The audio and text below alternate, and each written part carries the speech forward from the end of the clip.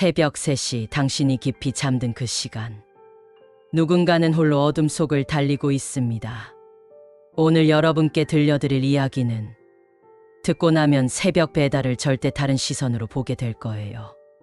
만약 여러분이 배달 기사라면, 빈 집에서 주문이 들어온다면 어떻게 하시겠어요? 그것도 5년 동안 아무도 살지 않는 집에서 말이죠. 지금부터 들려드릴 이야기를 끝까지 들어보세요. 분명 여러분도 한 번쯤은 경험해봤을 그 순간들이 떠오를 거예요. 김 씨는 3년차 배달 기사입니다.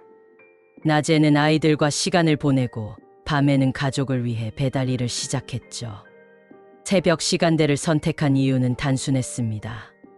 시급이 높고 도로가 한산해서 효율적이었거든요. 하지만 새벽 배달에는 낮과는 다른 면이 있습니다.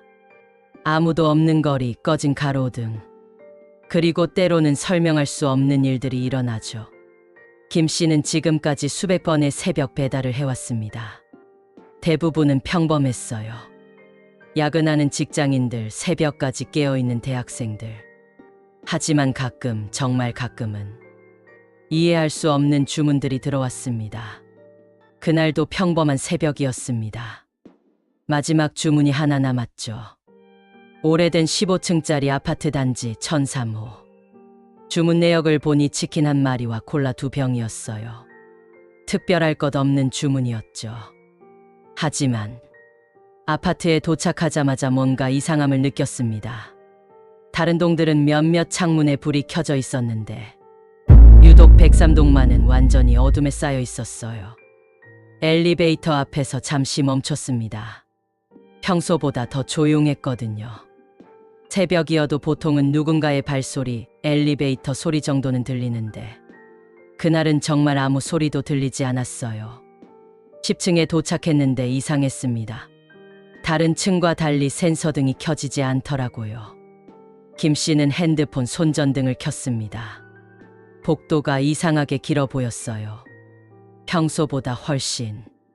걸어가면서 문번호들을 확인했죠. 1001호, 1002호. 그런데 이상한 점이 있었습니다. 다른 집들은 문 앞에 신발이나 우유곽, 택배 상자 같은 것들이 있었는데 1003호 주변만은 완전히 비어 있었어요. 마치 오랫동안 아무도 살지 않은 것처럼 말이죠. 하지만 분명히 주문이 들어왔잖아요. 김 씨는 의심스럽긴 했지만 일단 배달은 해야 한다고 생각했습니다. 그때였어요. 1003호 문 앞에서 이상한 소리가 들려왔습니다. 드르르, 드르르. 마치 무거운 것을 바닥에 끄는 소리 같았어요. 김 씨는 잠시 멈춰서 귀를 기울였습니다. 분명히 안에서 누군가 움직이고 있었어요. 벨을 눌렀습니다. 딩동, 평범한 벨소리였죠. 하지만 아무 대답이 없었어요. 김 씨는 다시 벨을 눌렀습니다. 여전히 조용했어요. 하지만 그 끄는 소리는 계속 들려왔습니다. 이제는 더 가까워진 것 같았어요. 마치 문 바로 뒤에서 들리는 것 같았거든요. 혹시 거동이 불편한 분인가 김 씨는 생각했습니다. 가끔 그런 고객들이 있거든요.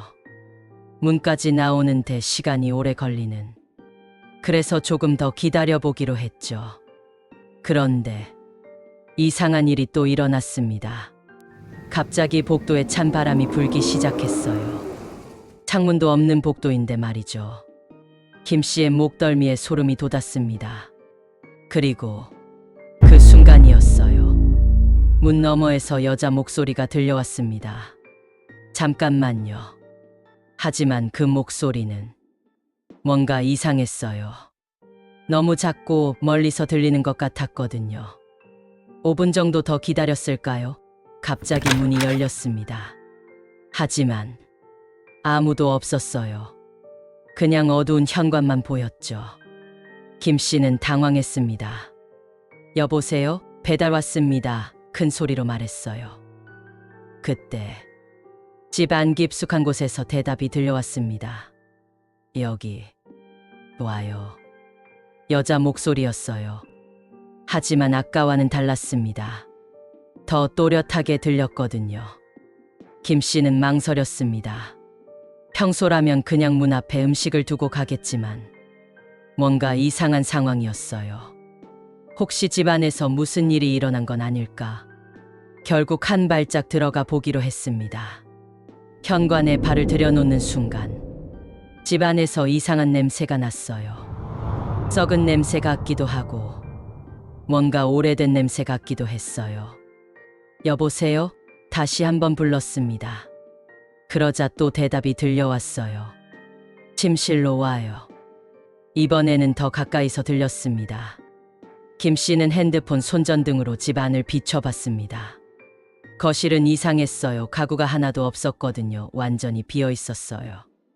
벽지도 곳곳이 뜯어져 있고 바닥에는 먼지가 두껍게 쌓여 있었어요. 마치 정말 오랫동안 아무도 살지 않은 집 같았어요.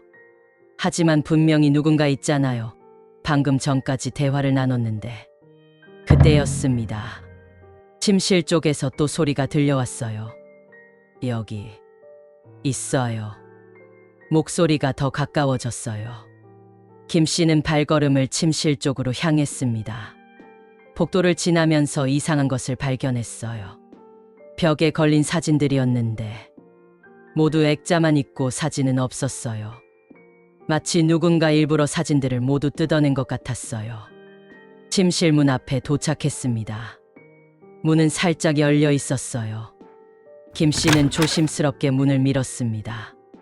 그리고 그 순간을 평생 잊을 수 없을 거예요. 침실 안에는 아무것도 없었습니다. 정말 아무것도요. 침대도 옷장도 심지어 커튼도 없었어요. 그냥 텅 빈 방이었죠. 하지만 바닥에는 뭔가 있었어요.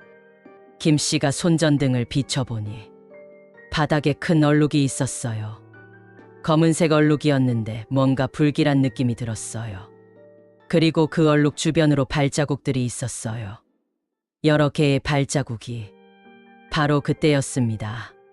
뒤에서 문이 쾅 하고 닫히는 소리가 들렸어요. 김 씨는 급히 돌아봤습니다. 침실 문이 닫혀 있었어요. 이상하네. 문으로 다가가서 손잡이를 돌려봤는데 열리지 않았어요. 잠긴 거였죠. 하지만 안에서 잠긴 게 아니라 밖에서 잠긴 것 같았어요.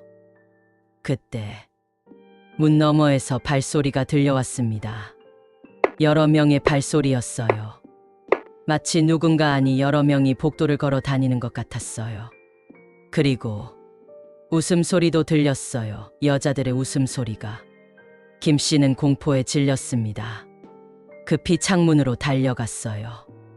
다행히 10층이긴 했지만 비상계단 쪽 창문이었어요. 창문을 열고 비상계단으로 내려갈 수 있었죠.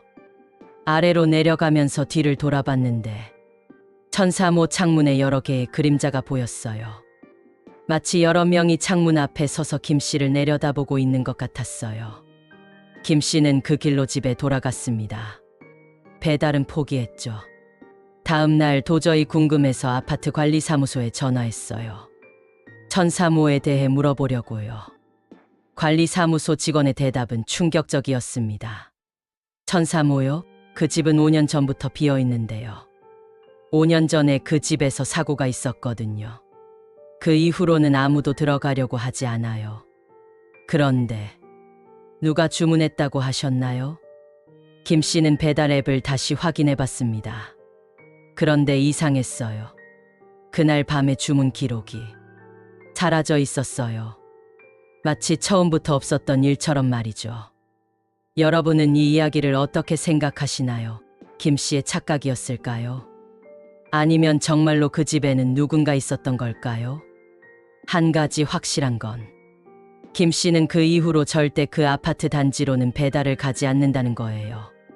그리고 새벽 배달을 할 때면 가끔 생각한다고 해요. 혹시 오늘의 이야기 어떠셨나요? 구독과 좋아요 부탁드립니다.